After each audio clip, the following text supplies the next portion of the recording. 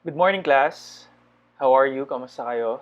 Today, we are going to discuss about international trade. Ito ay kadugtong pa din ng ating pinag-usapan last time about the global economy. Ngayon, sa international trade, paano ba nakikipag-ugnayan, paano ba nakikipag-komersyo ang iba't ibang mga bansa sa iba pang mga bansa. Yun yung ating susubukan na tingnan ngayon dito sa ating lesson on international trade. Bago ang lahat ay i-define muna natin kung ano ba ang international trade. Ang international trade ay sinasabi dito na ito yung exchange of goods, services, and capital across national borders. It is a multi-billion dollar activity central to the gross domestic product or the GDP na tinatawag of many countries, and it is the only way for many people in many countries to acquire resources. Mag-zoom in lang tayo sa ilang mga keywords. Exchange, pakikipagpalitan ng mga goods, mga produkto, iba't ibang mga produkto, iba't iba ding mga serbisyo at kapital. Kapital, ano yun? Financial resources, pera, pananalapi across national borders. Ito ay lumalampas sa borders ng mga bansa. So, kadugtong pa din ng una nating discussion, kung natatandaan ninyo, na ang globalization ay ang interdependence and interconnection ng mga bansa in terms of financial resources, mobility, ideas. So, yun. Ang isa pang definition ng international trade ay ito.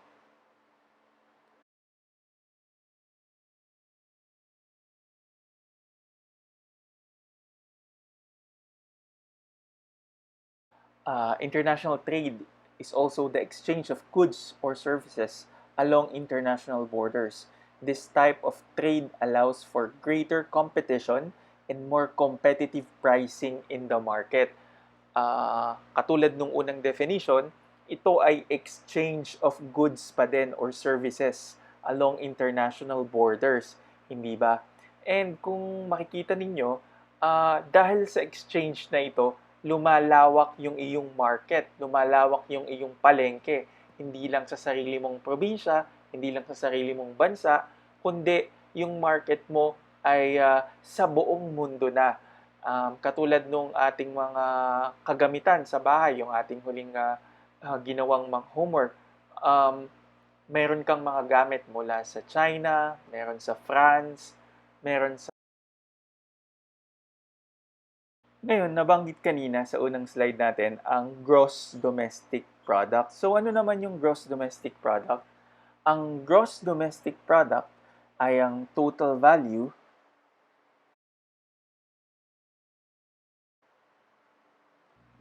the total value of everything produced within a country's borders. It's also defined as the final value of the goods and services produced within the geographic boundaries of a country during a specific period of a time, normally taon-taon or sa loob ng isang taon. GDP growth rate is an important indicator of the economic performance of a country. Another definition is that it measures the value of economic activity within a country. Sa simpleng salita, ang gross domestic product, yung halaga ng lahat ng mga produkto at mga serbisyo na nagawa, na produce, nagawa sa loob ng isang bansa. Isipin nyo, halimbawa sa isang barangay ninyo, kayo ay lahat nagpo-produce. May iba't iba kayong business. Merong bakery, merong nagtatanim, meron din namang nag-aalaga ng mga manok o ng mga baboy.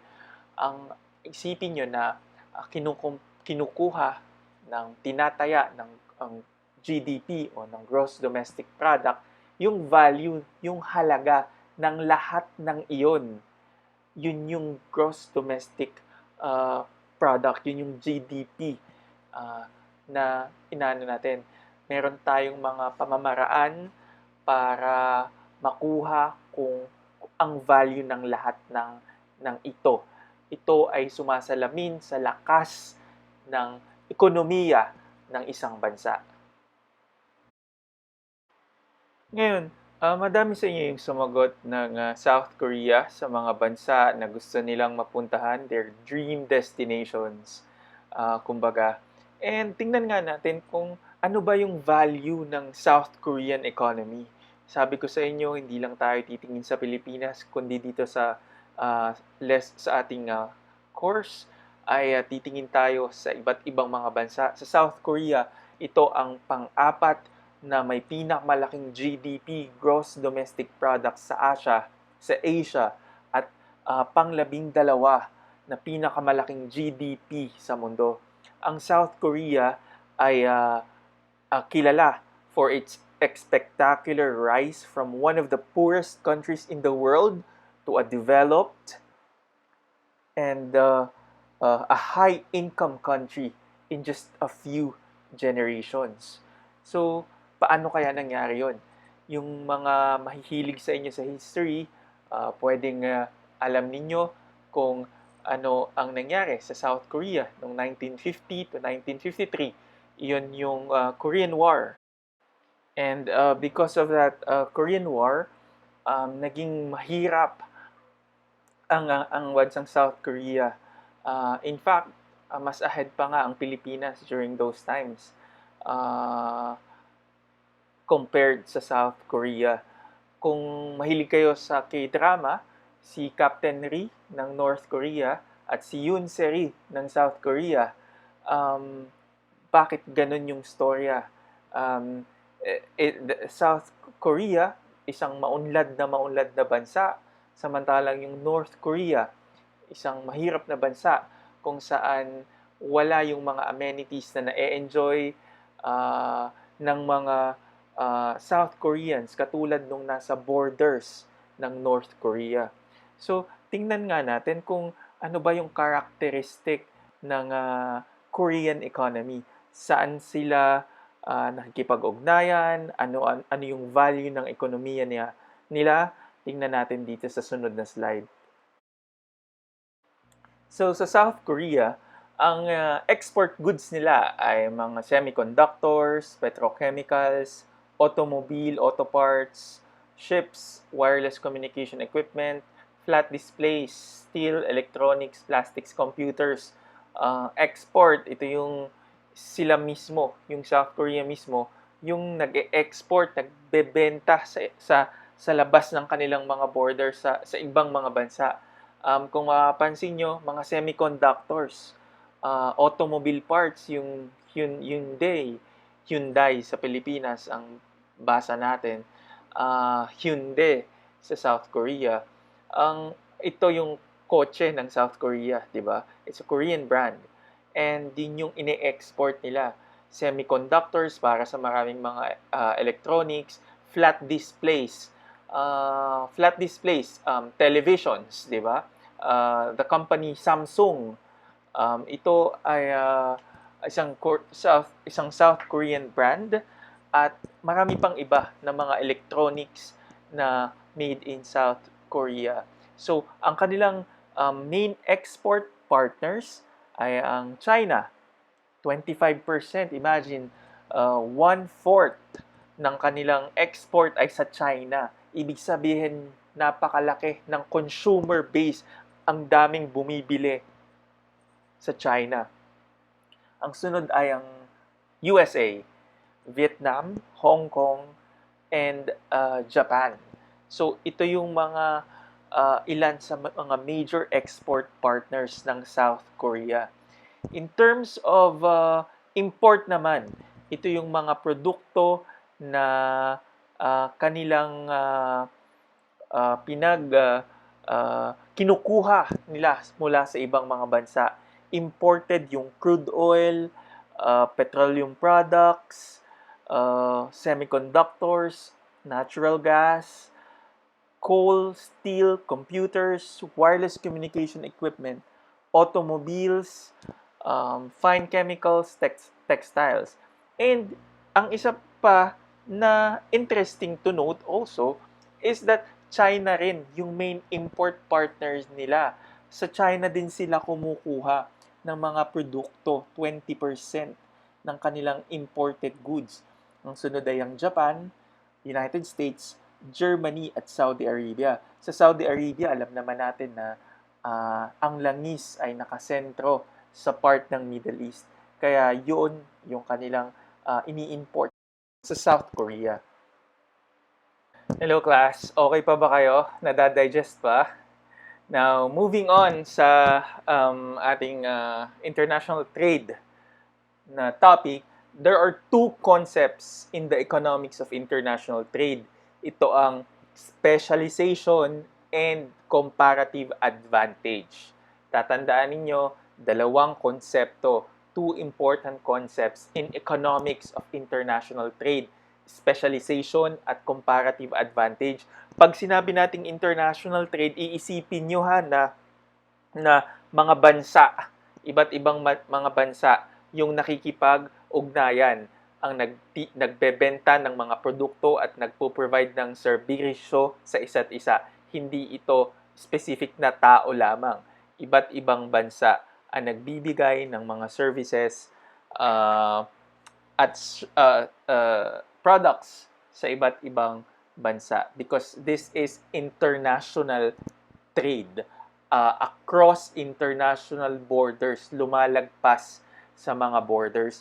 Ngayon, tingnan natin kung ano ba ang ibig sabihin ng comparative advantage at specialization. Tingnan muna natin ang comparative advantage. Ang comparative advantage is the ability of an individual or group to carry out a particular economic activity such as making a specific product more efficiently than another activity.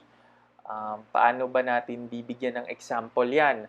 Halimbawa, comparative, compare, you compare, salitang ugat, you compare, advantage, ano yung advantage mo sa isa? Kung ikaw ay isang bansa, kung ang halimbawang gusto mo ay na industriya ay gumawa ng kotse o halimbawa ay mag-produce ng mga byproducts ng coconut. Halimbawa, pangalanan natin ng isang bansa, country X. This country X wanted to pursue a car industry business. At the same time, it also wants to produce different byproducts of coconut. Ngayon, ano yung kanyang magiging comparative advantage kaya? Siya ay nasa tropics, mainit, largely agriculture-based ang kanyang industriya, madaming puno ng niyog. Kung iisipin mo, the mas advantageous for that country X to produce byproducts of coconut, mas makakamura siya rather than producing components of car, ano yung mga pyesa ng kotse. Kasi mas advantageous niya sa position niya na siya ay mag-produce ng, kasi ang daming mga coconuts, ang daming mga niyog. And you are going to make use to maximize that advantage sa pagpo-produce ng mga product rather than go into car industry business na siguro ang iyong mga pyesa pa ay i-import mo pa rin galing sa ibang mga bansa. So, that's a simple example of the comparative advantage. Ngayon, pupunta naman tayo sa specialization. Isa yon sa pangalawa na mahalaga nating titingnan in terms of the two aspects of international trade. Sa specialization naman, it's a method of production whereby an entity focuses on the production of a limited scope of goods to gain a greater degree of efficiency. Many countries, for example, specialize in producing the goods and services that are native to their part of the world, and they trade them for for other goods and services. Going back to what I shared earlier, halimbawa, ang Middle Eastern countries, sagana sila sa langis. And that's their specialization na mag-produce ng mga oil-based na mga produce ng mga products, petroleum products, and that is their specialization. Halimbawa, itanong ko sa inyo, sumagot kayo sa inyong mga isipan, ano halimbawa ang specialization ng Japan? Diba? When you think of Japan, papasok sa isip nyo ang robotics, electronics, yan. So, these are the types of specialization na nabubuo, nadidevelop ng isang bansa. When you think about economies like Thailand, I lived in Thailand for about 3 years, and doon ko na-experience that their economy is very much tourism-based. Yung hospitality management doon and yung marketing ng kanilang bansa ay definitely napakahusay, and they attract a lot of visitors every year. More than 20 million visitors every year ang pumupunta sa Thailand.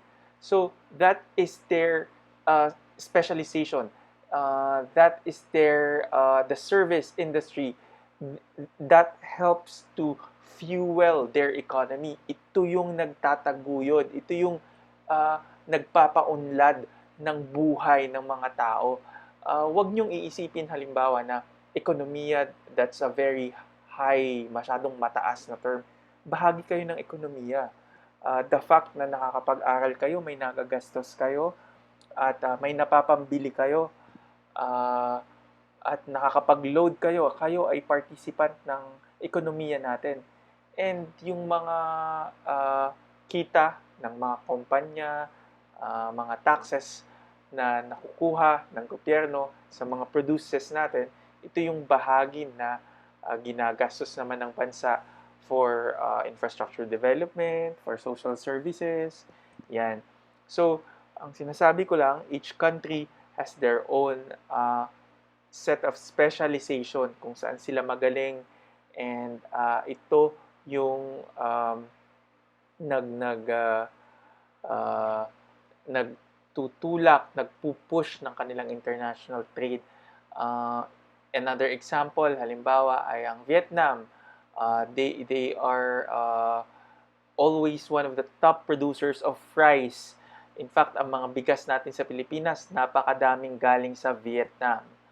So, it's their specialization, but it's their comparative advantage as well. Kasi ang nagpapalusog sa mga lupain ng Vietnam ay ang Mekong River. Yun yung and ang kanilang mga lupain ay plains, kapatagan. So talagang ito ay conducive para yung mga bigas ng Vietnam ay talaga namang tumubo ng maayos at makapag-produce sila, makapag-harvest at makapag-export sa iba't ibang mga bansa tulad ng Pilipinas. So, ano naman yung kagandahan ng competition? Iba't ibang mga produkto made from iba't ibang mga bansa. So, ito yon. More affordable products for the consumer is also the result of competition. Mas nakakamura tayo, mga consumers. The economy of the world is also affected by the exchange of goods as dictated by supply and demand, making goods and services obtainable which may not be available globally to consumers. So because of competition, kaya na nating makabili ng mas mura at mga products na hindi naman natin kayang mabili dito sa Pilipinas. Halimbawa. So ano naman yung global trading? Trading globally gives consumers and countries the opportunity to be exposed to goods and services not available in their own countries. Almost every kind of products can be found on the international market aside from services being traded like banking, tourism, etc. Yung balik ulit tayo dun sa ating homework na mga products ninyo sa inyong mga bahay, di ba? Mga shampoo pala galing sa France, yung color pen mo pala galing sa Indonesia, yung mga alak galing sa iba't ibang bansa, may Australia, may New Zealand, may Chile, and other different countries. Yung palang wafer galing pang Indonesia. And yung mga damit, uh, Nike shoes, ginawa pala siya sa Vietnam. When I went to Vietnam few years ago, nakita ko na sobrang dami na yung mga sportswear na tinitinda. Hindi lang sa mga malls, kahit sa tabi ng kalsada, sa mga palengke. And I think that's part of the surplus kasi nandun yung mga factory ng mga Adidas, Nike at iba pa. So it's I cannot say it's sort of counterfeit, but at the same time para siyang mga reject na mga factories na tinitinda din, ine-export din sa ibang mga bansa. Now, let's go to the three focus of trade policy in international trade. Ito, nabanggit ko na to sa inyo earlier nung pinag-uusapan natin yung economies under economic globalization, di ba? Protectionism and then trade liberalization. So, ang mga polisiya ng trading sa international trade ay ito ay characterized by tariffs, trade barriers, at ng safety. Tatandaan nyo yung tatlong yan at baka lumabas yan sa ating mga quizzes and exams later on. Again, it's tariffs, taripa, trade barriers, and safety. Ngayon, titingnan natin kung ano ba yung ibig sabihin ng bawat isa na mga focus na yan ng international trade. Now, let's go to tariffs. So, what are tariffs? These are taxes, buwis, or duties paid for a particular class of imports or exports. Imposing taxes on imported and exported goods is a right of every country. Karapatan ito ay dinedetermine ng specific na bansa.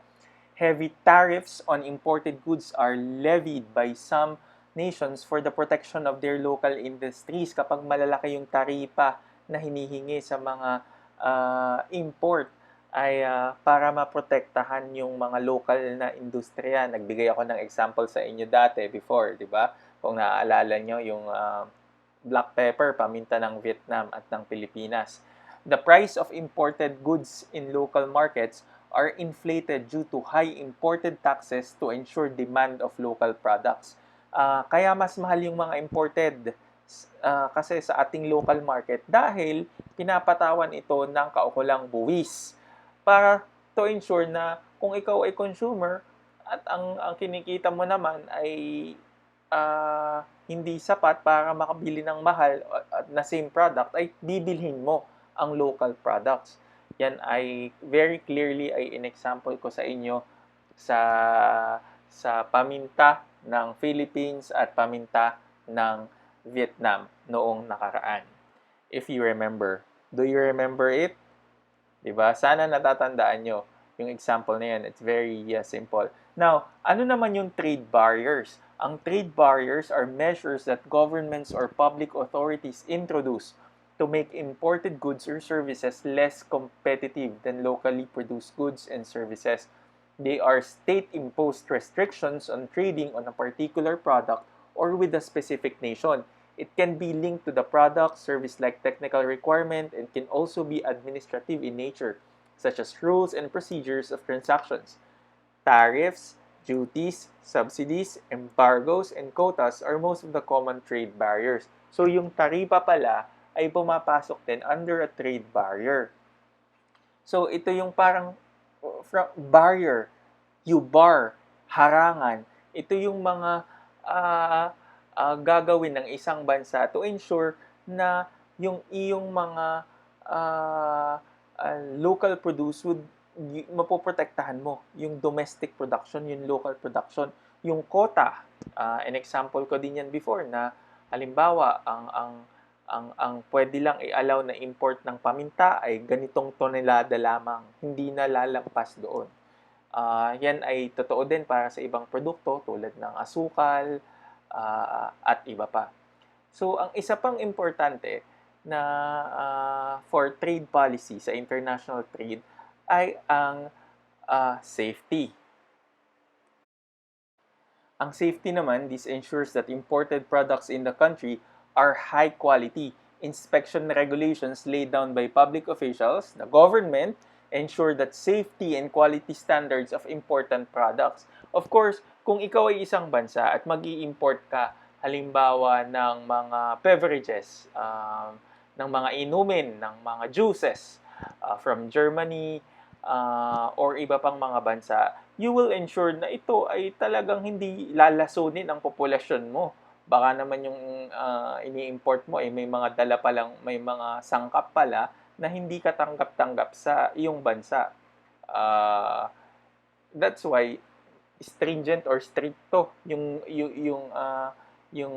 permits para sa mga produkto, ensuring na yung iinumin natin, kakainin natin or igagamot natin ay safety at pumasa ito sa standards ng regulating body ng specific na bansa. Sobrang komplikado niyan para sa mga produkto talaga. Mahigpit diyan ang iba't ibang mga bansa. So, that's it. I think that's our lesson for international trade. That's a good introduction, and we'll move on next time to another lesson on market integration naman.